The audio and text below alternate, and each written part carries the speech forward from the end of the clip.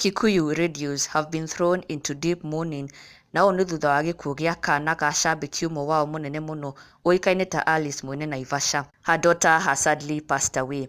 Na Kikuyu radio presenters nĩ meyumĩrĩtie gũcakaya na cambĩki wao matongoretio nĩ Joy wa Macharia kuma Coro FM, and she wrote this tribute to the little girl akiuga, "Hello everyone, it's sad to announce the death of our little angel Tatiana, daughter to ambitious Alice mwene Naivasha.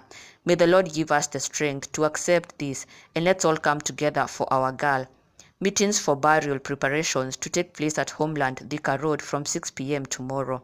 May the little angel rest in peace. Peace be with you, my girl. Nake Muthoni wa Diga, well known as Auntie Pesh kuma Kihoto FM, has also mourned the little girl akiuga, "This has really made me tear.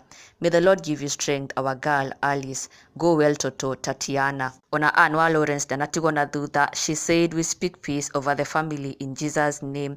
Amen." Ona Wajiroa Waya said, "Sad, may her soul rest in peace." Baby Tatiana karohuru kohoro, our condolences to her mom Alice, and may God be with her entire family. Na onake Gia Ndungu ni ahoete mafans ake maririkane shushu wao mahoya-ini. She's not well na no ende mamwerithirie quick recovery. We wish her quick recovery.